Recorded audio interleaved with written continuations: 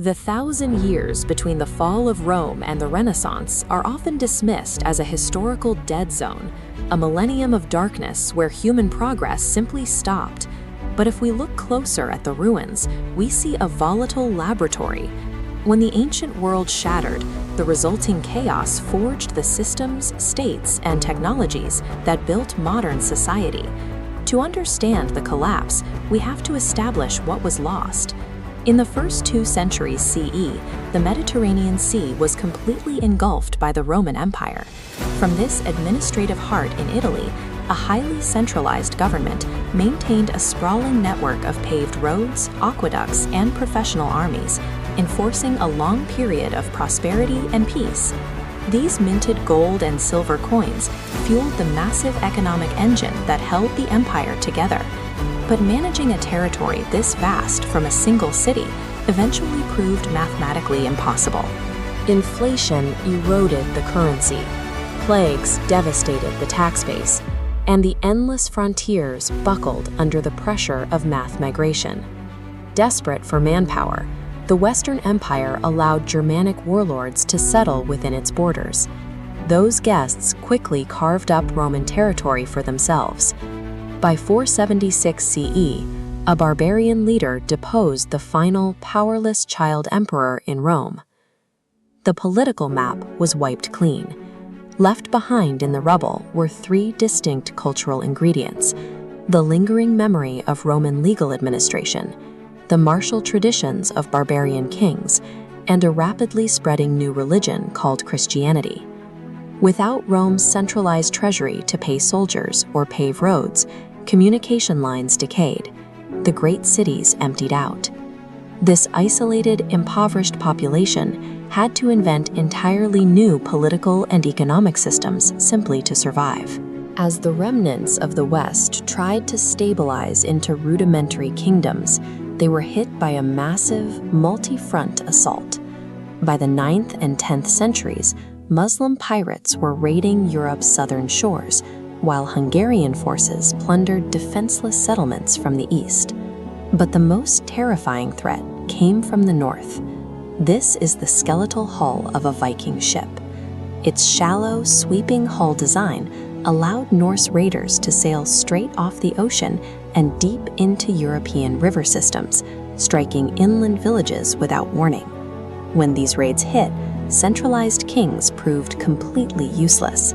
An army commanded by a monarch hundreds of miles away could not march fast enough to protect a rural farming village from a surprise attack. Forced to defend themselves, power splintered outward to local aristocrats. A mutual survival pact emerged.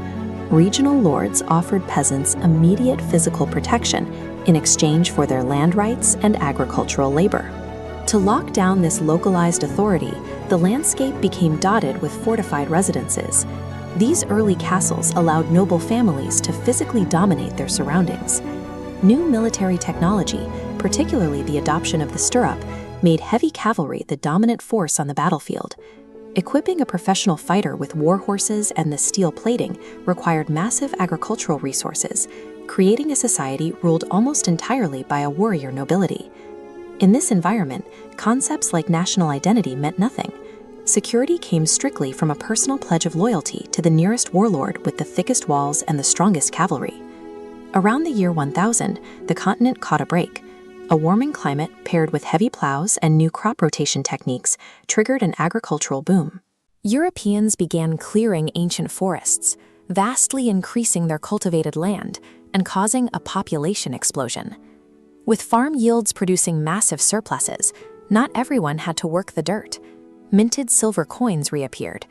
Long-distance Mediterranean trade revived, and a brand new class of merchants built wealthy, self-governing cities, independent of the rural feudal lords. Look at the sheer scale of intricate stone cathedrals built during this time. They reflect a Catholic Church that had completely rebuilt itself.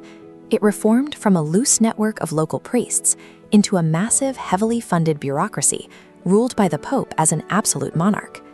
Now wealthy, heavily populated, and confident, European aristocracy started pushing outward. By the late 11th century, armies of Christian knights marched east, launching the Crusades in a multi-generational attempt to conquer Jerusalem. 3 centuries of steady growth had produced a thriving, intensely connected commercial network across the continent. But that exact dense and highly interconnected urban geography made Europe the perfect host for an unprecedented global catastrophe.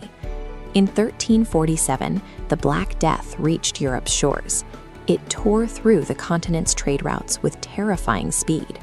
Within a few short years, the plague killed roughly 1/3 of the population, wiping entire settlements completely off the map. While the human toll was devastating, the sudden demographic collapse shattered the economic leverage of the nobility. With labor critically scarce, surviving peasants demanded higher wages and the freedom to move, effectively breaking the back of the feudal system in the West. At the exact same time, the aristocracy lost their military invulnerability.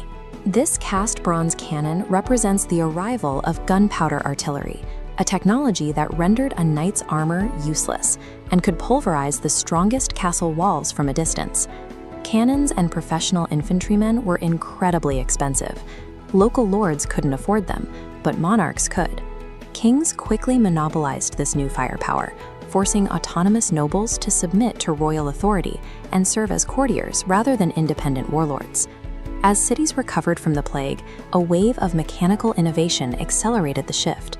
With mechanical printing presses like this one churning out texts, literacy surged. Scholars began rediscovering ancient Greek and Roman philosophy, sparking a cultural renaissance. The peasants gained economic mobility, lords lost their military independence, and kings bought the biggest guns. The fragmented, decentralized structure of the Middle Ages was dead. Centralized authority returned. Out of centuries of survival, plague, and technological pressure, massive unified states snapped together. England consolidated its borders. France expelled the English. In Iberia, the marriage of Ferdinand and Isabella unified Spain and pushed out the last Muslim strongholds. With domestic borders secured, these powerful new nation-states turned their massive resources outward, sending exploratory fleets south around Africa and west across the open ocean. Columbus's arrival in the Americas in 1492 serves as a clean psychological boundary. Europe had completely rebuilt itself, marking the end of medieval isolation and the start of a globalized modern era. The Roman Empire left behind a fractured, defenseless continent, but the 1,000 years that followed were not an idle waiting period. The invasions, plagues, and endless wars served as the exact pressures required to forge the political and economic systems that define our world today.